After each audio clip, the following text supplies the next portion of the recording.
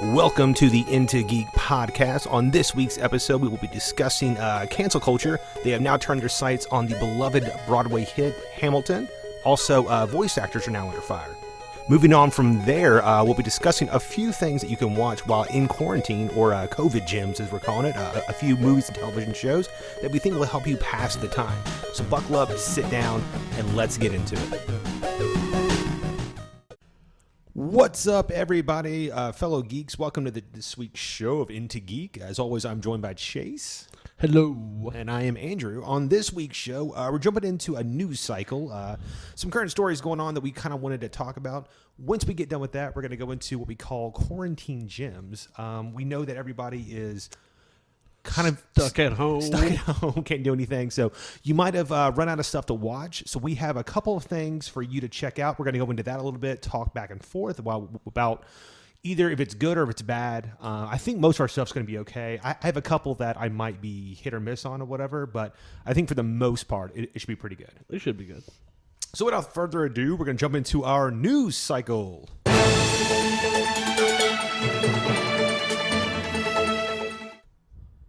All right. Do you want to go first? Want me to go first? Oh, go ahead. Okay. So this happened about a week ago. And then whenever you hear this could be much after that. Much later. So here recently, a lot of white voice actors have been kind of, I don't want to say called out, but they've decided to step down because they have voiced other character roles that are minority. So places like Simpsons, Family Guy, and a few other shows have gotten their voice actors, and they decided that it's wrong for them to do this. Is this Hollywood pandering, or does this have any actual merit? The actors might be pandering because I think it's their choice. I mean, the companies aren't coming to them saying, "Hey, you're going to have to step down." Like first, it was the girl who was money, please.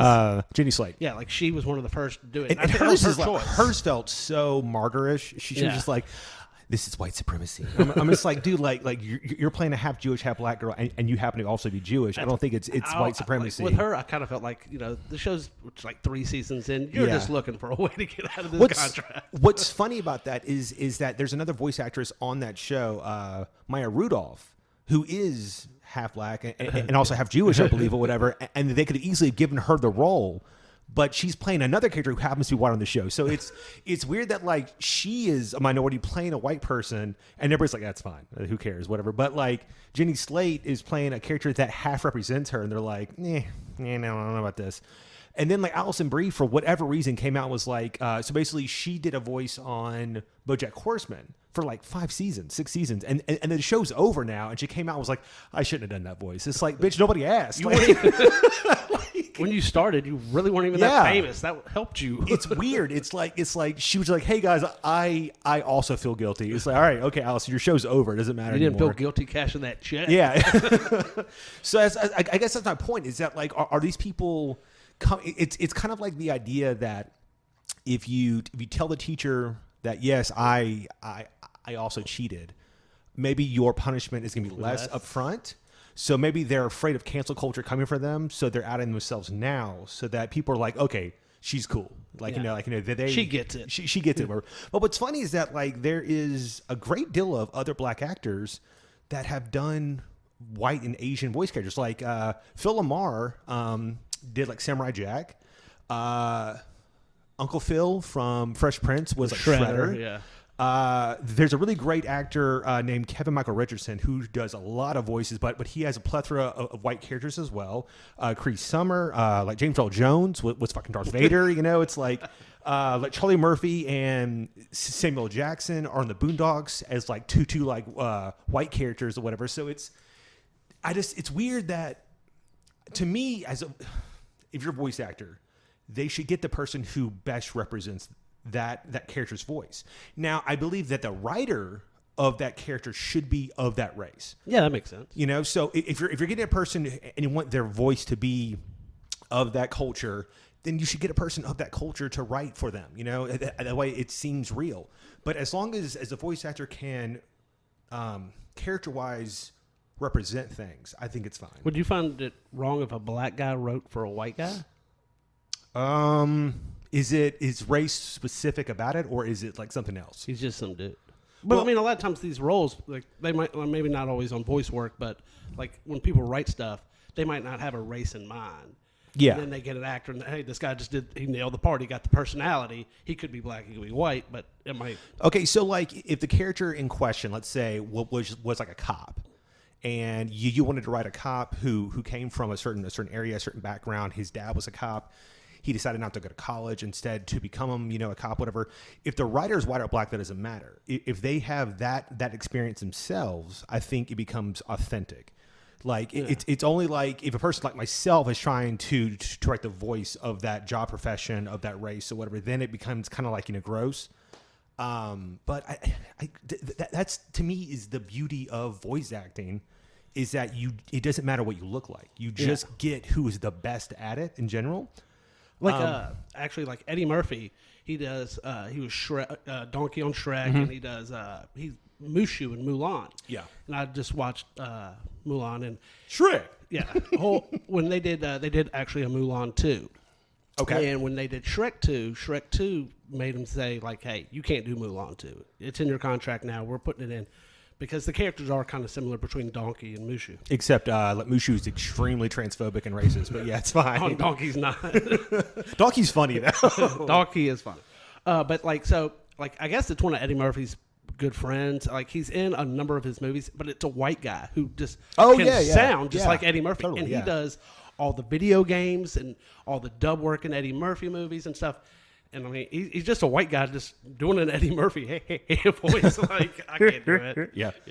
But I mean, I don't know. Like, no one's talked about that guy. It's a really weird subject, and it's like I agree that characters like Apu shouldn't have existed because it's just a complete stereotype on The Simpsons. But I think the whole idea of The Simpsons is everyone's a stereotype. The cop has a pig nose. I guess. But like in 1988, it was fine. But when it's like 2018 and he's doing the same fucking character, so it's. I mean, but what's funny is that I've watched a couple of videos on this, and there are people that are like Indian, and they say that it was just originally it was nice to have color representation. Yeah. And that's kind of just what they want in general, is more character representation over all mediums. He is very stereotyped, but there's a lot of good also episodes about Abu and how he takes care of his family and does Apu, not Abu. Abu, sorry. I watched Aladdin. I got a 3-year-old. All right, guys, let us know in the comments if you think we're right or wrong, or how you feel about voice actors and if race matters. Don't cancel us. Yeah. Chase, we just started. What is your news segment? I was going to talk a little bit. Kelly Preston, wife, actress of John Travolta, recently passed breast cancer. Had no clue, in fact, she even had cancer. She kept it hidden, which is her right, of course. But she was in a number of movies in the 80s, 90s. I just want to see, is there any role she did that really struck you? One of my favorites, she was in Jerry Maguire. She was a bitch in Jerry Maguire. Who is she in Jerry Maguire? Jerry Maguire, she's his girlfriend. She's got red hair. Looks in the very beginning. Yeah, in the very beginning. She beats crap out of him. And she did. I mean, she played that role so well, especially since before that role, I saw her in Twins, and it's a different personality role. I believe she's also in Sky High. Yeah, she's the wife. Yeah, the wife, and she's great in that. I think, or whatever. She's beautiful. She aged. She's been hot her whole life. Yeah, that's true. Yeah, and I'm not sure how much work that she actually had done, but she looked great. There's a few actresses that are just aging fucking amazing or whatever. Yeah. And she's one of them. She was in this really kind of bad 80s movie called The Experts, which starred John Travolta, and that's where they met. And it's a really cheesy movie where these guys own a New York nightclub, and these guys come, they're like, hey, we want to build this New York nightclub though, but in Oklahoma or something something like that. So they were like, yeah, we'll do that for you. We'll pay you. We're going to pay you all this money. So they drug them for the plane ride, and they take them to Russia, and they want them to do it in Russia. And it's I felt like cheesy. That happened last week probably to somebody. Yeah, it's really kind of cheesy movie. You make nightclub but now. I mean, she is smoking hot in it. She's a great actress, and I'm sorry she passed away. She was also in Battlefield Earth, Yeah. notoriously Nobody talks about that movie. one of the worst movies of all time. Guys, if you've never seen Battlefield Earth, it's kind of old at this point. It's about 20 years old. It was back when John Travolta was like really getting into like Scientology. Yeah. And it is batshit crazy. It is not good. It's bad good. It's like The Room. You know, like you watch it and you go, oh, this is fucking terrible, whatever. But it's one of the movies it's one of the first movies that I noticed growing up. But I was like, you know what? This is terrible. This is terrible. I think it might have ruined movies for me. I was like, oh my god, everything's not great. This is fucking weird. So she was in that. She's in like Holy Man, Jerry Maguire, Twins as well. Yeah. So it's crazy because like she was John Travolta's wife for a long time. But I remember in the movie Twins, it's this weird scene, but like right before she sleeps with Arnold Schwarzenegger's character, she's like in her bed, and for some reason her character just breaks into a British accent and goes, "This bed is lumpy." It's so weird, but like as a kid, that was the best British accent I've ever heard in my life. No, but this bed is lumpy. I don't know. She just says it's so weird. It's like so off character or something like that. But I don't know. Like as a kid, I always thought it was just so weird. Man, Twins is such a crazy movie. Like you can't believe people fell for like, hey, let's just put a movie with Danny DeVito and Arnold Schwarzenegger. They're twins. Like folks, if you've never seen Twins, okay, so this is what you do. Okay, this is COVID non-gems. You should go find Battlefield Earth and Twins because it's nuts to think that Twins ever got made. Yeah. It's just like, you know what, man? Like Danny DeVito is really short and fat. But Arnold's big and muscular. What if they were brothers somehow? Yeah. It's like, well, how twins. How could that work? What are they twins, bro? Isn't like Danny DeVito like 15 years older?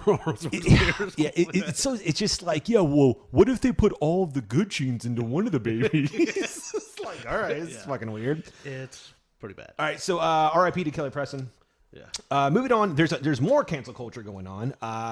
Just recently I heard that Hamilton is currently under fire, which is weird to think that Hamilton, which is this mega Broadway, that's huge hit. It just released onto Disney Plus. It's killing it there. Folks think that if they had released that into theaters, it would have made crazy fucking money. Probably. Well, folks don't like Thomas Jefferson. I think so. Currently, with all of the Black Lives Matter stuff going on in America. The forefathers and statues are being kind of targeted and attacked because of all the slave stuff, obviously.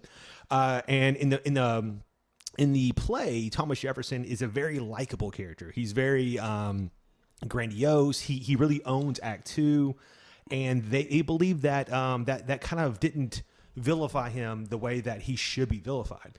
So I was gonna say, to his credit, David Diggs, who plays Thomas Jefferson, is fucking great. Is great. He actually won like the Tony for and stuff. I mean, he played both roles, Thomas Jefferson and Lafayette. Yeah, and I mean, he was great. So so what people are mad about, in case you don't know, because I don't know what's taught currently in like history classes.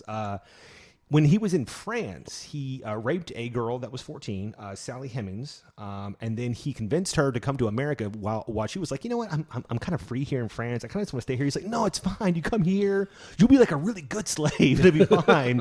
So he basically convinced her to come over. And one of the things in the stipulation was that, hey, look, whenever you have a kid, I'm a good guy. I'll free them by the age of 21. Are you out of your fucking mind? The idea that like he had children as slaves, and he's like, all right, man, don't worry, 15 more years and you're out of here, buddy. It's so fucking crazy to me, right? So he did that. So like four of his 7 children with her became free at like 21. It was like things like that, like he owned like 400, like 600 slaves or whatever. Not only that, he was in so much debt when he died that they had to auction off 150 of these people, whatever, as opposed to like them being freed and everything. So He was a big proponent with the Bill of Rights, with the Declaration of Independence, and keeping church and state separate. But he was kind of a terrible person as well, I think Lin-Manuel Miranda came out and said, like, about the whole like slave stuff. Like he wanted, and he addressed it a little bit in the play. There's not a lot lines. though. It's not very much. It's literally like 2 lines. But the point was, he said like. The play's, is 3.5 hours. Something like that. He goes, yes. It would have been so much longer. And he was like, that wasn't like what I guess he was trying to say is that wasn't the point of the play. The point of the play is about Hamilton and then about the history of like our country, not so much about the slavery, which is the history of our country. But it was about the kind of like the paperwork of our country. So this kind of put me on to like another thought here. Okay.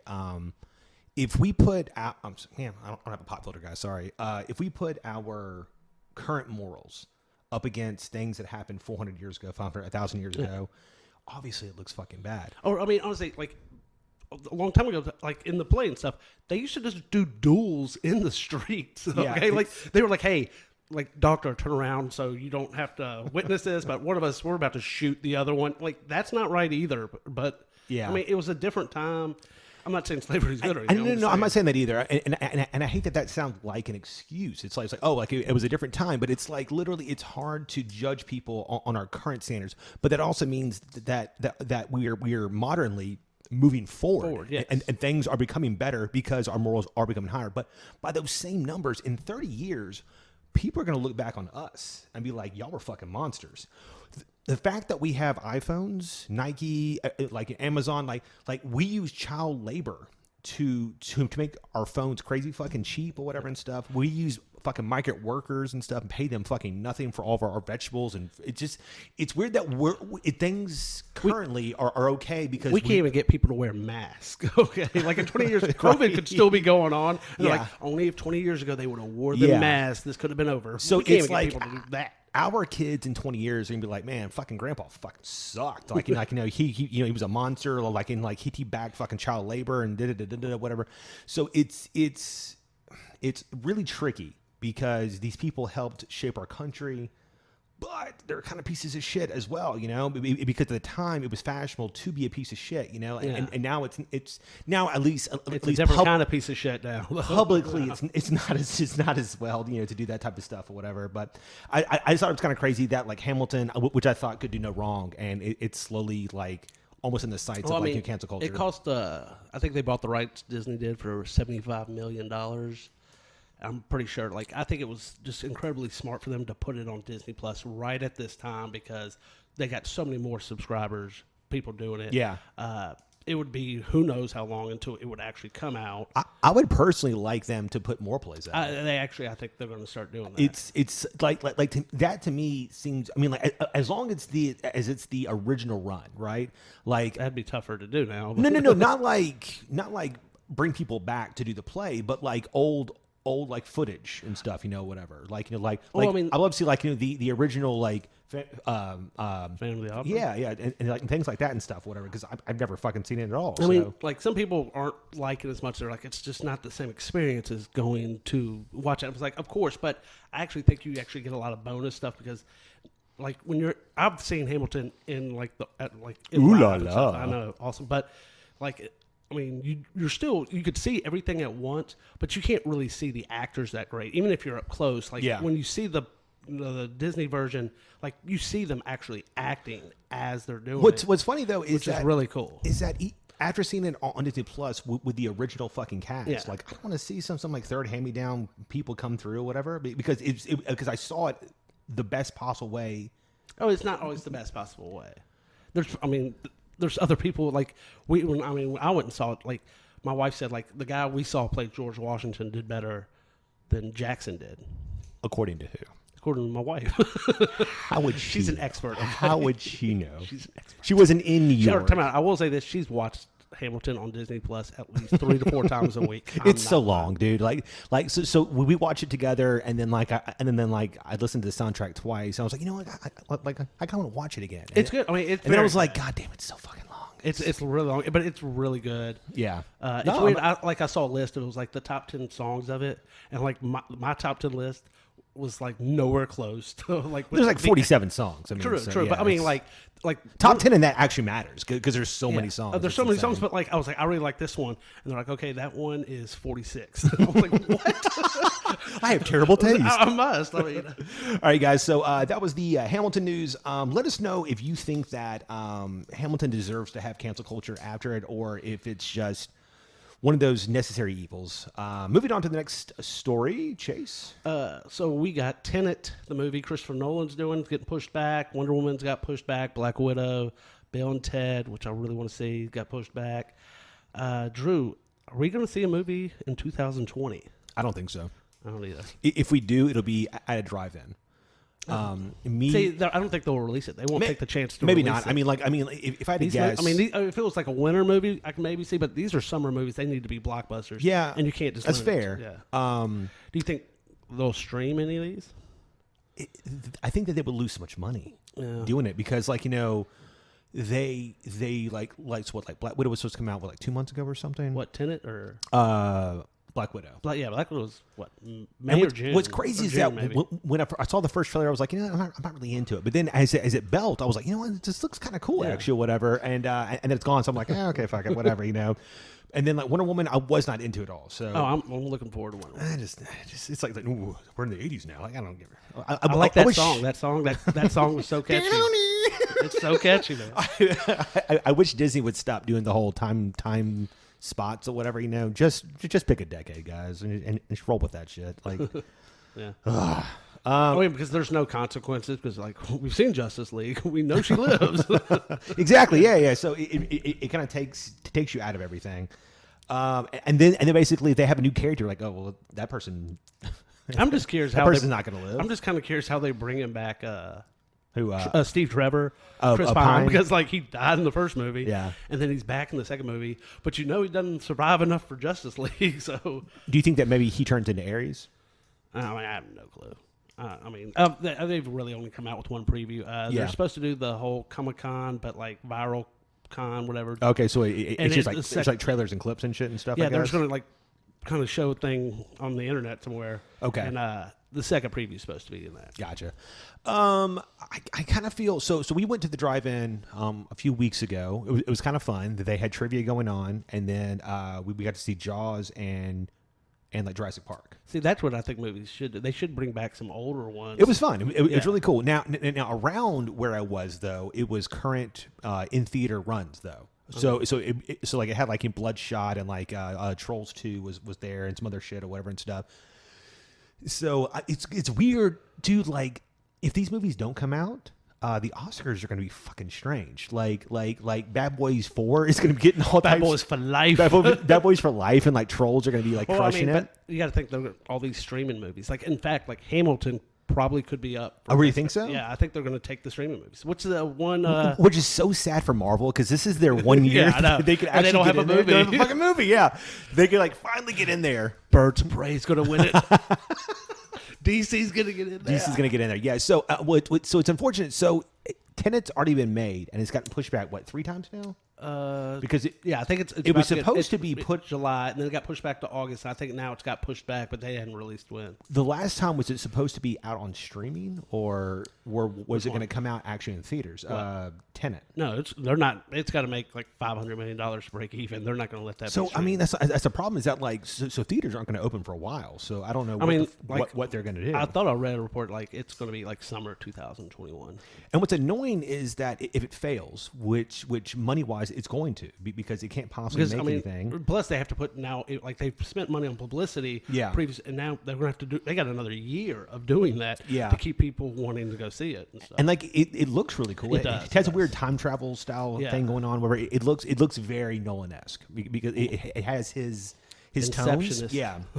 But the problem is that like producers don't give a shit. So like if it came out and only made $100 million because people don't want to go to theaters, they would just fire fucking Nolan. Like, yeah, man, you're not going to fire Nolan. You don't have any more kid. It's like it's crazy as shit. I don't know. Yeah. Supposedly though, like I guess the producers, they do want to push it back. He's the one who's kind of forcing their hand a little bit. He wants the movie to come out. Okay. Maybe he's scared it's going to get leaked or something like that. Also a possibility. Yeah, but like he's the one who's doing it, and Warner Brothers is like doing whatever they can. They just want to make him happy because he's a gold mine for him. I mean. Yeah, yeah. I mean, 2 of his movies made over $1 billion. Yeah, Inception's done really well. Like he's the only kind of director right now that they'll give like huge budgets to. I would say it's original stuff. I would say like Nolan, maybe like J.J. Abrams. Not for original stuff. They're not giving J.J. Abrams original. Because, I mean, with his stuff, he never does anything super, super big. But he did Star Wars. I mean, but like that's original and Star Trek. But original stuff. Those aren't originals. He did not create those. He did. He almost killed one of them. He did Super 8. Super 8 was not a big budget. I mean, It's what started the guy from Friday Night Lights or something like that. I mean, a couple kids. Yeah, that movie. I don't want your and life. of course, in all his movies, they never show the monster till the end. So you're not spending much on special effects. Yeah, I mean, like, what else did he do? He did that monster movie. Guys, we're sorry. We're on like a random tangent now with J.J. Abrams. He didn't direct Cloverfield though, right? I thought, his Bad Robot did it. Yeah, but I don't think he fucking directed that though. I don't think what has. I know he did Lost for a little bit, and then he did the Star Trek stuff, and then he did Star Wars. He did a Mission Impossible. Which is not original. He did not come up with that. Has he done anything besides? But Super he did kind of like revolution. Like he brought Mission Impossible back a little bit. Like Did I he? think the second Part movie, 3? Yeah, the second movie was not very good. John Woo, it was just doves everywhere. just doves everywhere. Long hair, Tom Cruise, and everything. But like they were like, okay, we'll give you one more shot, and they got J.J. Abrams to do it, and he put a shot of penicillin in it. So it's his fault that fucking franchise will still going. Sweet, thank you so Oh, much. so at what point will J.J. Abrams do a Fast and Furious movie? What's funny is that we've joked in the past about Fast and Furious going to space, and Ludacris said it's possible now. I'm like, come on, Luda. It's fucking ridiculous. Okay, so moving on from Tenet, Netflix just can't get out of their own way, man. Like, okay, so they got kind of lucky with this whole COVID thing. Since things have gone to quarantine lockdown style, 10 million new subscribers to Netflix. Really? So I'm guessing that people couldn't borrow people's passwords anymore or something. So, and with this money, they could pay off their massive debts. They're like, fuck that. Double down, baby. Double down. They have a new movie coming out, and it sounds cool. It's called The Gray Man. It is based on a novel written by Mark. See if I can pronounce this correctly. Mark Grenay, maybe from 2009. It's basically like a spy thriller.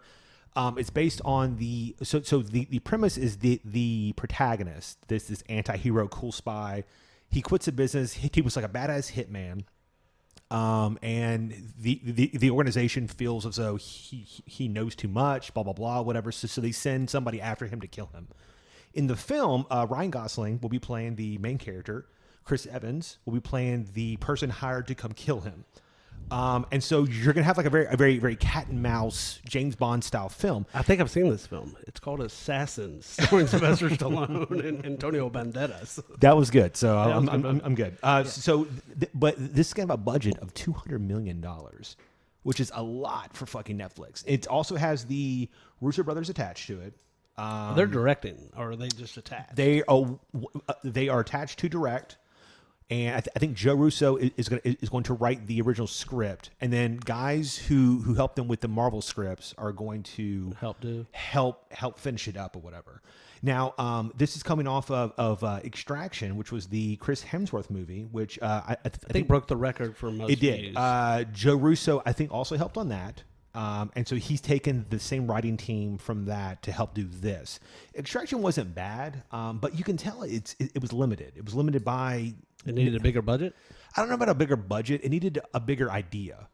It seemed because like some of the action sequences were done pretty well. There's a really cool one-take fight sequence, chase sequence of them going from like motel into like a car and stuff. And then it's like a car chase. And then like Hemsworth jumps out of the car. So all that is done really well. And so you know that the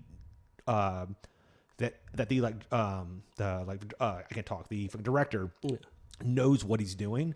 The story just fucking sucked, and you're just like, So like, it was kind of boring at times. But how's Chris Hemsworth? He is sad Chris Hemsworth. I don't know. So he's this soldier that basically kind of wants to die because his family's dead and stuff. So he takes this mission. Is he like Thor in Endgame?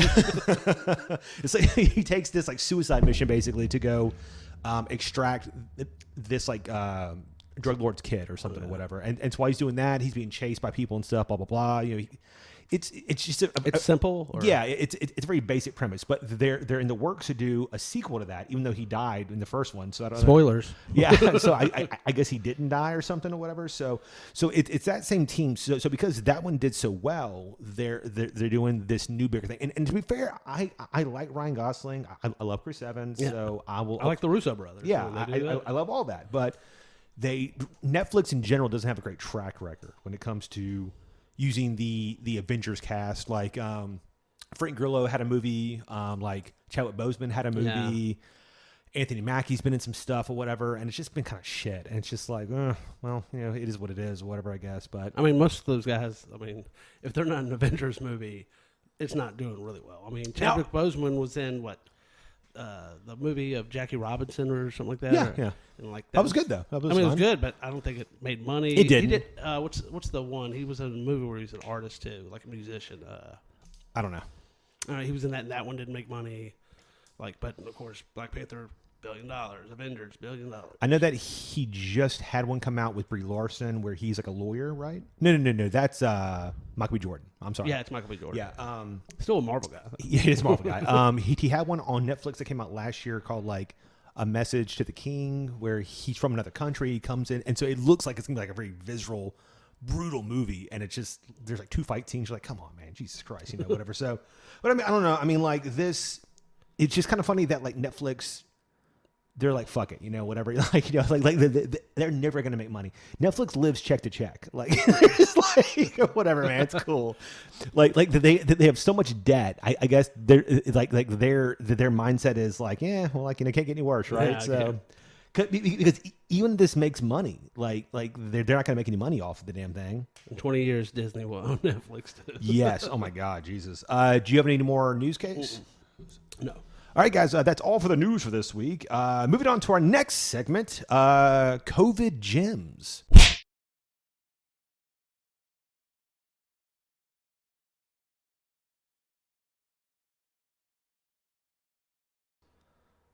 This idea is basically, we thought that since we're all in quarantine, that maybe we've ran out of stuff to watch, and so we might need a couple people to tell us what to check out. If it's good or if it's bad. You can go ahead and go first. Okay. My first movie is a 1995 mobster movie. You probably have all seen it. It's called Casino. Martin Scorsese's film, starring Robert De Niro, Sharon Stone, Joe Pesci. Mobsters pretty much give Robert De Niro's character the ability to run a casino with the help of Joe Pesci's character, Nicky Santoro, to just protect him kind of. And then it's a weird movie because there's not really a plot. I'm sorry, but it's a great movie. The movie's fantastic. It's beautifully acted. The shots, everything, the casinos, everything, it's great. But it's weird because it's 2 narrators. It almost has like this documentary kind of feel where it's Robert De Niro and Joe Pesci, and they're narrating their lives of moving from New York to Las Vegas and how life is in Las Vegas in this time period and stuff. And it's great. James Woods is in it, plays a slime ball, like one of the best. I mean, he's always a slime ball, but this is his top-notch slime ball. This, okay, I'm telling you, that's his best he's done. Sharon Stone plays like this hustler. It's like her like last hot role, probably. Yeah, I mean, she was nominated for Oscar, didn't win, but she was nominated. I mean, that was her big thing. Joe Pesci's great in it. Like, is this the movie where Joe Pesci's like, he goes, "Peekaboo, you fucks you." Is it the one where like? Is that the one with him and Ray Liotta in the scene where he's like, "Oh man, you're so fucking funny"? No, that's Goodfellas. It's Goodfellas. Also, Martin Scorsese movie. It's also a Martin great Scorsese, movie, yeah. but that movie you can watch on AMC every hour on the hour, pretty much. Make you laugh. Casino has not, like it's one of those movies. Like it was great. It was nominated for awards and stuff, and then people kind of forgot about it. And I think it's literally Martin Scorsese's second or third best movie. What platform can people find this on? You can find it on Hulu. Okay. It's though if you get a chance now, it is long, so it'll take up one of your nights. It's like 3 hours. Yeah, it's like 3 hours. But I think that's just Martin Scorsese's fucking thing. All his movies are long. It's better. It's a lot better than The Irishman. Irishman wasn't very good. Where does this rank for your Martin Scorsese? Okay. So like, if you had to go top 5. Top 5, I would go Goodfellas. Is one? Is one. Wow, all That's right. my favorite. All right. See, like I would say 2 and 3 is going to be this or in Departed. Departed's fucking great. Departed is fucking great. And what's funny is that like that You a one fucking won cop. fucking cop. That one won Oscars, and folks are like, folks thought that was bullshit because it wasn't as good as other films, and they thought that it was just kind of like the Academy giving him lifetime achievement stuff or whatever. And like I fucking like Departed. it's great. I think it's like the whole scene of Leo in the bar, and the guy's like, "Oh, what are you drinking? Fucking cranberry juice? What, your fucking period? Your fucking period." It's just like Leonardo DiCaprio has an amazing fucking performance in that, and like you feel his level of stress, his fucking anxiety. It's surprising how many movies him and Martin Scorsese have done together. It's a ton. Which my next one would be Wolf of Wall Street. Totally. It's great. And then I'd probably go Taxi Driver. No shit, really? Okay, it's good. Fair enough. But I haven't seen that in a very long time. Yeah, it's been a while for me. Yeah. I love the Wolf of Wall Street too, though. It's pretty fucking fun coupons. Yeah. All right, guys. So mine's I put it on here originally because I thought Chase would have it on here as well. So it's now moved to like a backup. But at this point, I feel it's not even a hidden gem. Hamilton.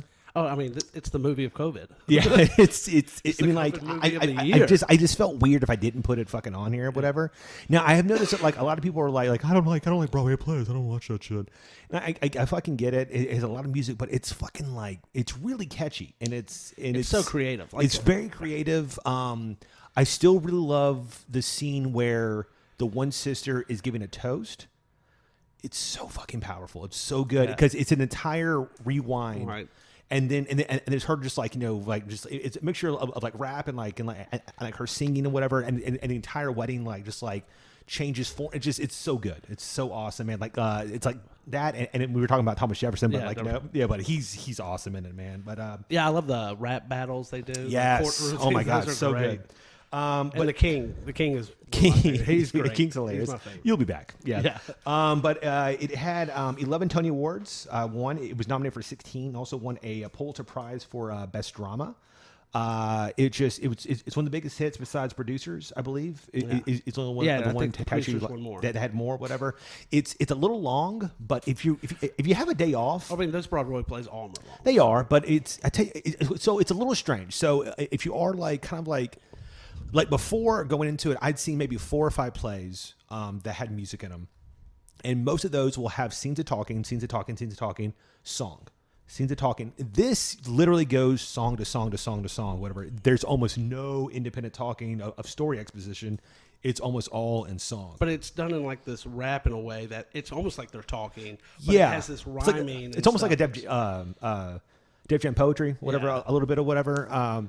But it's incredibly enticing because Lin-Manuel wrote all this shit, right? Took him like 7 years to do. And it's like, it's not just the same style over and over and over again. He wrote multiple styles of music into this. And he wrote to the strengths of everybody who ended up having these parts and everything. Like whatever. Most of them were his friends, too. Yeah, the guy who was George Washington, like, he didn't even know he got the part. Like, he didn't even audition. Dude was like, yeah, you're in it. You're George Washington. Enjoy it. Yeah, just super cool. It's definitely worth your time. It is a little long, but if you have a day off or so, just get some wine or something. A little beer, a little whiskey. You'll be hammered by the time it's over. But you'll love it. It's great. It's great.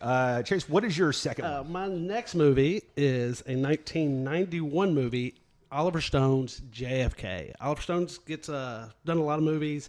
This one, I really think it's his best. It's Back and to the Left. Yeah, Back and to the Left. Stars Kevin Costner as Jim Garrison. It's based off the book Jim Garrison wrote. Gary Oldman plays Lee Harvey Oswald. But, I mean, there's so many famous people in this movie, and it's just great. If you don't know much about the JFK, assassination, this movie will get you into it. It's just beautifully done. Oliver Stone does, his patented, half color, half black and white movie-ish stuff, but it's beautiful. Plus, you actually get to see, it was the first time I think they released it where you actually get to see JFK get shot. Is this your favorite Oliver Stone movie? Yes. Now, I like a lot of Oliver Stone stuff, but this is my favorite. Is it really? Okay. Yeah. I hadn't seen it in a while. Actually, I did a report on it in high school, and I just did the whole Jim Garrison, Kevin Costner courtroom scene. Luckily, my teacher was a student teacher, hadn't seen it, so I got an A on that. But I kind of feel like I lost or I fell out of love with him when he did Alexander in 2004 with Colin Farrell and Rosario Dawson. It just But you can find this movie. Unfortunately, it's not on a streaming service, but for $9.99 on Amazon. Why would you bring this up if you can't even watch the fucking movie? Because $9.99 you can get JFK. Christ. You can get it's 3-movie deal. It's great. I bought it. JFK. Wall Street. Which Wall Street? No, it's JFK, Natural Born Killers, and which I love that movie. You know what's crazy about that movie? My fucking mom took me to that when I was, I don't know, 12 years old. That fucking came out. So it was her and her boyfriend. They're like, hey, let's go see this movie with Woody Harrelson. Yeah, he's from Cheers. I was in there for maybe 30 minutes, and my mom was like, hey, here's some quarters. Go outside and play the arcade machines. Because Woody Harrelson is beating and murdering and raping people. And Rodney Dangerfield's like molesting Juliette Lewis in the movie. Just like it's so not a movie for children at all. It's crazy. It's a great movie though. But you get both those movies and what's the other one? Platoon? No, it's more Any Given Sunday. All more director's cuts. Yeah. Which does add a little bit more to the movie. Which in the director's cut of Natural Born Killers, they actually have Tommy Lee Jones' head on a stick and they're waving around. I still really like Any Given Sunday. It's very good. I was working in the theater when it first came out, and like I went and saw it like 5 or 6 fucking times, whatever. And like it's Will it beam? It's got the girls creaming, inflection chips. So good. I hate that they weren't allowed to use the actual NFL teams because the fucking Sharks just sound so stupid. You're like, oh, we're the fucking Miami Sharks. Yeah. So dumb. It's a good movie though. But JFK, if you ever get a chance, please check it out. It's a long one. I ain't gonna lie, it's almost 3 hours. But I mean, like after I watched the movie, I went and got books about JFK because I mean, especially in this time right now we're living in, we don't trust our government. This movie, you really won't trust your government. Okay, it makes you want to read, folks. Exactly. So check it out. Guys, all of my stuff will be on a platform you can get to without having to pay any extra money. Okay, I don't want Chase bringing in that. You're getting like $800 a week on these checks now. Yeah, ridiculous. You could spend $9. My next film, you can find on Hulu. It came out in 2020 this year. It has a score on Rotten Tomatoes, if that matters to you, of 93%, and that is Palm Springs. It stars Andy Samberg, Kristen Melody, and J.K. Simmons. I don't know if I'm saying her name correctly, but the basis of the story is that these two people are stuck in a time loop at a wedding, and they slowly kind of like fall in love or whatever a little bit. It's okay. It's not great. So it kind of opens with like Andy Samberg, and you can see that he's very sad, very very depressed. He's going through the motions because he knows because he lived the same fucking day for like 100-something days at this point. And then he ends up talking to this chick. He goes into a cave or whatever. She accidentally follows him, and then she gets stuck in the same time loop. And so then she's trying to get out for a while, and then eventually they kind of just agree to like hang out or whatever. And fall in love. So and then you find out that like J.K. Simmons is the devil. Andy Samberg accidentally brought him into the cave originally. And J.K. every once in a while comes back and like fucking murders Andy Samberg, for fun. Oh, that's cute. This was a okay premise. Like a Groundhog Day or something, but it's not as good as Groundhog Day, and it's not as good as like Happy Death Day. Really? I felt that both those were more fun. Groundhog Day is very very smart. What about like Live Die Repeat? That's also better. Okay. So I wanted more out of Andy Samberg here. I would love to have them had a bunch of days where they're doing crazy nonsense and all types of fun shit like that or whatever. And it tries to be something that it's not, which is like an indie art film at times. And you're just like, it's not what this is. I would rather of him had done pure Lonely Island stupid humor and just like silly slapstick bullshit and not try to get deep on it or whatever. So, but I mean, like that's got to be tough because like you want that person, like you have to like that person who's living the day over and stuff. And like, if you try to make it funny and stuff, like he'd probably do some really bad, evil stuff, and like you have to like have the audience like him, but you can't make it like it's got to be funny too, and you can't make them just like do awful stuff and drug girls. And Yeah. whatever. I Well, mean, so basically, at one point, he admits to her that he's had sex with like everybody there, guys and girls or whatever and stuff. He just bangs everybody. And that like he's been there for so much that he's forgotten things and stuff or whatever. And then eventually, of course, there's like a falling out and blah blah blah whatever. And then they kind of like the third act is them trying to like figure out a way out of it or whatever. But I just in general, I don't know if I'm super into it or whatever. It does have a really good Rotten Tomato score, so maybe you would be into it. I want to check it out. I had not seen it. I know it's new to Hulu. Yeah, it's not terrible. I just think it could have been better. So if you have and it's not too long, it's like an hour and a half or something or whatever. So it's not too bad on you, whatever. And it has a couple of pretty funny gags here and there that'll make you laugh out loud. Like just in general, Andy Samberg has that. Because you're a huge fan of Brooklyn Nine-Nine. Brooklyn Nine-Nine. And he has moments where he talks like under his breath and does all those jokes and stuff, whatever. So it's, at times it's okay. I just personally wanted more out of it, and I blame myself, I guess. Whatever. You should blame yourself. What's your next movie? My last movie is a cartoon. Actually, it is Justice League Dark Apocalypse War. Unfortunately, this is not on a streaming service. I want to guess. Why did you bring any of these? Because these are the only movies I've seen other than Avengers movies and TV shows. But I watched this recently. It should be on HBO Max soon because they have all those. This is the last of the DC animated universe. I missed the last one, and so I kind of went in this like it's a series, and I knew mostly what was going on and stuff. So you can watch this and not even watch almost any of them because it's just any Justice League kind of. But it starts out in the first 5 minutes like it's Superman. He's like, "Look, Darkseid's attacked. Before we need to take this battle to him." So and it shows them going to Apocalypse, and then it stops, and it goes 5 years later, and the world's run now by Apocalypse.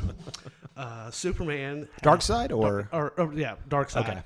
He's turned Earth into like an apocalypse. There's parademons everywhere, and it's like this huge, shocking revelation to how the world has changed so much because they lost the battle. It's called Justice League Dark. Constantine's the main person.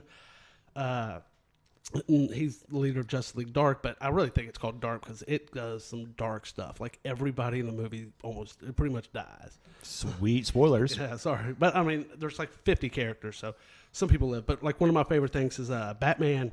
He like Darkseid tattooed in kryptonite his logo on his chest, so he has no powers. And he just walks around Earth. Batman or Superman? Oh, I'm sorry, Superman. I was like, it doesn't do anything. Batman. Yeah. Batman has become if you know anything about the comics, Metatron. He's a new god. He has like this certain kind of chair. Mm-hmm. Pretty much Batman is him, and he's like Darkseid's chief advisor and stuff. Constantine's an alcoholic. And always, much, he's always been an alcoholic. So his character doesn't change much. But like you find out that like during the war, like in the show or in the movie, he's dating Zatanna, and she gets eaten by like the parademons, but Darkseid had mutated parademons and Doomsday, so they're stronger, and he can just get scared and goes, "I'm out of here," and just leaves her. It's the most Constantine thing ever. Exactly. But I mean, the movie it's great. It's got shocking things, and it ends the whole story in a very sad and tragic way. But I mean, it's a dark movie. But if you just want to see, like, they have all these superhero movies now. If you just want to see, hey, what if like I don't know. Almost if I wrote it and say, hey, I'm just going to kill everybody. And gonna, like, sure, it's super I want to sad. end this world, and we're just going to like just go really dark with it. It actually makes it a lot of fun to watch. I mean, I like dark stuff. It's like if I wrote it because I hate everything fun Exactly. and alive, so I just killed everybody. And that's pretty much how it is. Like Shazam's like flying around. He's got a yellow leg because he got it chopped off, and like I mean, everybody. I'm going to have to let you borrow it. It's really good. God. But you can find it on Amazon. Should be on HBO Max probably within a month or two. Check it out, though. It is a lot of fun. It's not one of those you can rewatch a whole bunch of times, but just for a shocking, like, this is kind of interesting concept of if the world did this and whatever. So check it out. Okay. Sounds like a fucking a laugh riot. You watch that, then go watch Hamilton, and you'll have a good time. All right, guys. My next COVID gem came out in 2019. It's available on Amazon Prime. It has a 97% score on Rotten Tomatoes, and that is Knives Out. This was director Ryan Johnson's, I think his first full film after doing Star Wars. Star Wars, the 8th. Oh, what the hell is that movie called? The bad one. The bad one. It's not the Force Awakens. It's the Last Jedi. Yeah, The Last Jedi. Last Jedi. So basically, he wrote and directed this, and his whole premise was that he as a kid really loved whodunit style films, where a person gets murdered in the first act, and then the second act is everybody trying figuring out what's going on. Then the third act is a huge fucking reveal, right? But he also loved Alfred Hitchcock, and Alfred Hitchcock hated those fucking movies, so he wanted to make a movie that was a whodunit. That was done by Alfred Hitchcock in terms of how he would do it. So it's a really cool film because it kind of turns things on its head. So the plot of the film is a detective who's very renowned comes to try and solve a murder of, or basically, I don't know if it's a murder in general, but like it's this author ends up dead, and his family's very famous, very, very rich, and so he's going through like all of them trying to figure out who possibly killed who and whatever and stuff. And then you find out that like it kind of twists things on its head in a second act, and you're not in like a whodunit anymore. So it's pretty clever. The first time I saw it, I was a little disappointed because I love those films, like Clue, whatever is fucking great. I love trying to watch films and trying to like figure out information and story and what's going on to try and find out who killed who and stuff. So the first time I went and saw it, I was really, really excited for it. And then I was a little let down. I watched it again, and it's just really good movie. It's really good. It's very good. So the cast is fucking amazing. It stars Daniel Craig, Chris Evans, Ana de Armas, Jamie Lee Curtis, Michael Shannon, Don Johnson, Toni Collette, Lakeith Stanfield, Christopher Plummer. It was nominated for multiple Golden Globes, Oscars, for screenplays and whatnot. So like everywhere you turn, a person's playing like a really fun character. Everybody's kind of out of their normal comfort zones, and Daniel Craig's accent is so country that as soon as he opens his mouth, you're either on board or you're not on board. I think some people. My wife was like this. She did not like it at the beginning. And the character warmed up to her. And I thought it was great from the very beginning. I do declare, this is a murder. It's a murder. Everybody. So either you hear him talk and go, that sounds fucking like fucking Foghorn Leghorn, or you just like accept it, buy into it, move on, right? So it's a lot of fun. The twist is not about who did it. It's why. It's why, kind of whatever. So it twists things on its head, but it's intense. So it still has that cat and mouse play going on and stuff. Whatever. It's still smart. Very, very fun movie. It's only like it's not too long. No, it's not. But it's on Amazon Prime. You should totally check it out. I think it's great. It is great. Chris Evans is great in it. Yeah. It was just it was cool to see him not be Captain America. I mean, for the last 10 years, it's really weird. About Captain America. Evans is like a really good actor, actually. It sucks for him playing something so iconic as Captain America, but he's great in like Snowpiercer and like Scott Pilgrim and like and like other roles and stuff, whatever. So it's fun. Yeah, I agree to see him here just playing like a really egotistical rich asshole, whatever. It's fucking sweet. And the final thing, so I had 4 because I thought Chase would also have Hamilton, which he didn't. So I have a 4th one, and it's a TV show that I have been obsessing over for the last month. I think it's fucking great. Nobody really knows about it. It's called The Doom Patrol. It is based on a really obscure DC comic from the 60s that was really made famous by Grant Morrison in the early 80s or so, whatever. Once he got a hold of it, it got a bigger audience. But it's very unique. It's very different. In fact, the person who originally created it, he swears that Stan Lee stole his idea and made the X-Men off of it. So he basically he feels that he did Doom Patrol and then Stan Lee did X-Men. And Stanley took his thought process of having like a group of people that were different freaks, reluctant heroes, and they were forced into like, like action, basically, right? So the show also has a really good cast. It has Brendan Fraser, Diane Guerrero, April Balby, I think is her name, Matt Bomer, Timothy Dalton, Alan Tudyk, Jovian, I think Whale or Jovian Wake. So the story overall is there is a group of people that are not necessarily heroes. Timothy Dalton, acting in almost like a Professor X style role, has taken some people that are very unique and they have very strange abilities, and he stuck them in a mansion, not to like train them to fight or anything, but just to like train them to accept who they are. And it kind of opens with Brendan Fraser's character, who is Robot Man, who he basically died in a car accident. He was a race car driver, and his brain is put inside of like a very like archaic looking like 10-man robot or whatever. And so the first episode is him trying to come to terms of this new Frankenstein's monster. He's fucked up about everything because his memories come back in waves. You know that the character Jane, she has like 64 personalities. Every personality has its own power set. So like every time she changes her mood swings, her power sets fucking change as well and stuff. So she's like all over the place, which is a lot of fun. There is an actress from the like 40s and 50s who plays like her character's name is like Elastigirl, but this is before she has a handle on her shape changing powers. So instead, basically what happens is anytime that she's unsure of herself, if she's insecure, her body just melts. And so it's like it's just like every character has something like that. Every character has this weakness about them that they hate themselves for, right? So like Jane, when her mind broke as a child, created a whole underground system where all of her personalities hang out.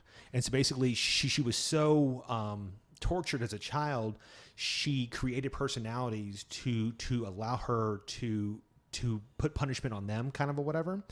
The trainer, I can't think of his. He basically plays like a negative man.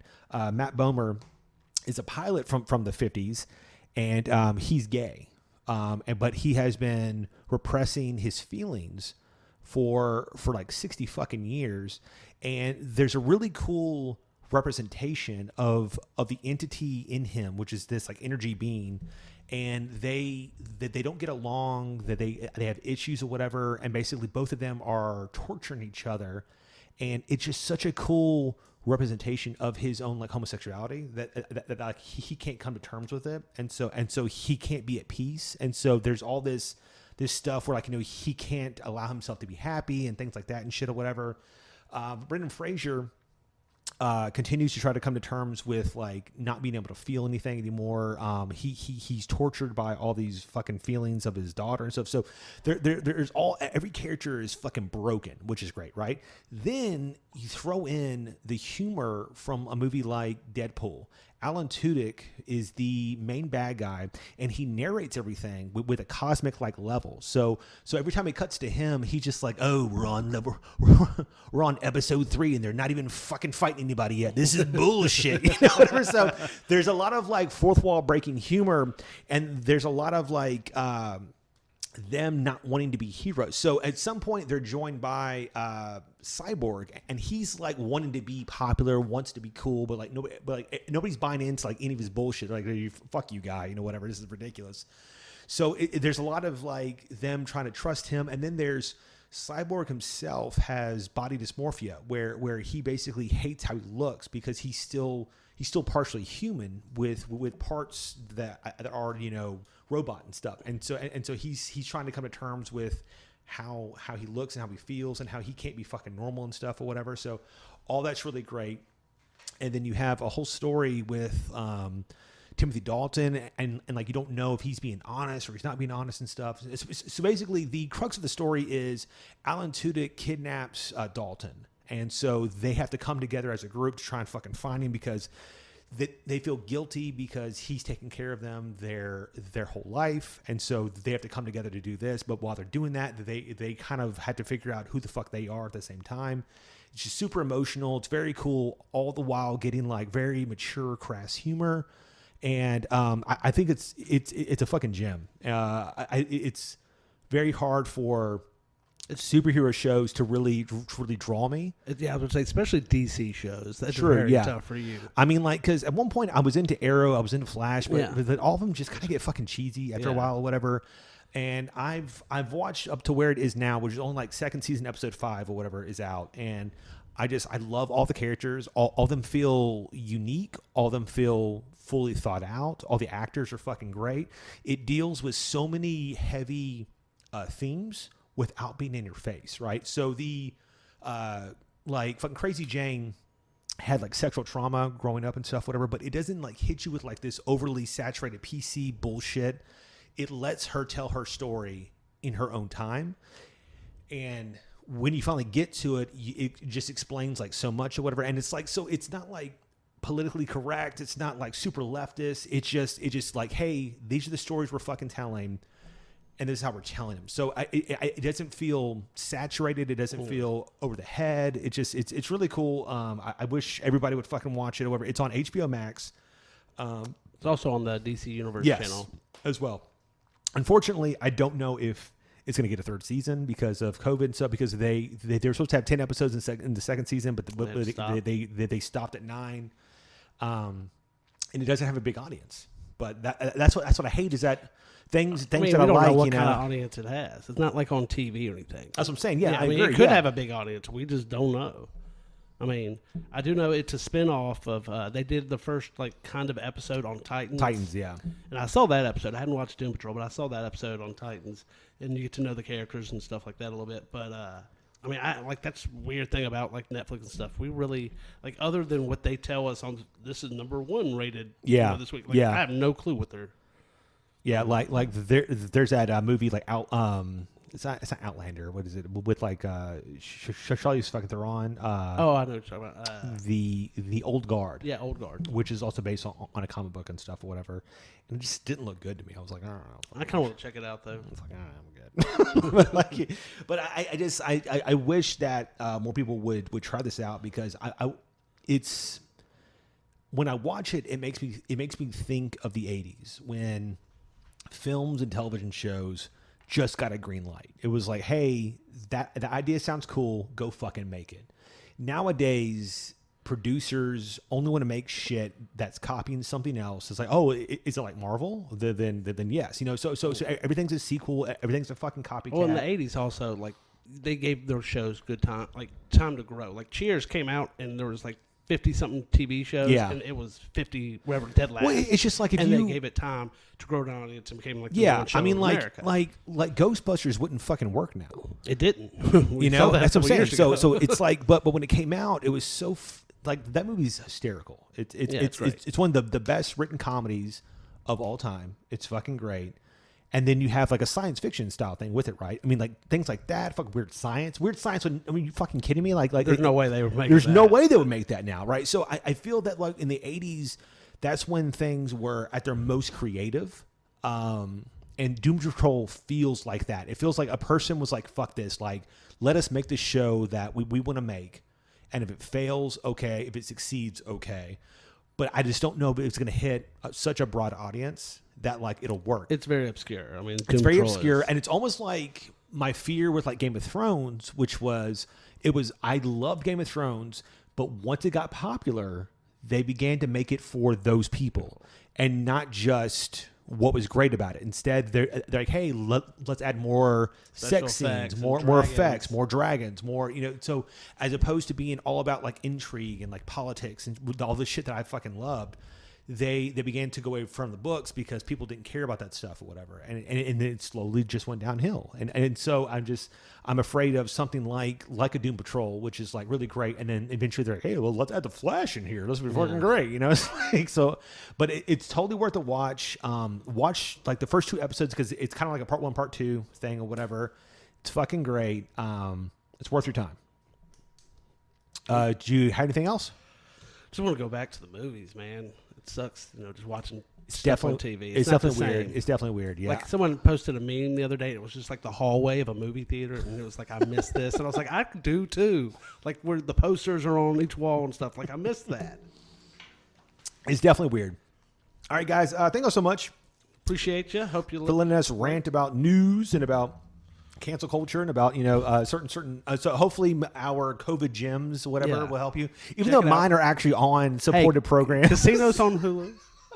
Hey, everyone's getting paid now and stuff. Yeah, Chase is like, hey, For another week, at least. For another week. $9.99, you can go to Target and buy this movie. It's Hey, pretty you get fucking great. You get 3 movies. You get 3. I was like, 3 great movies. Thank you guys so much. As always, stay geekly. Thank you from Andrew and Chase. Appreciate it.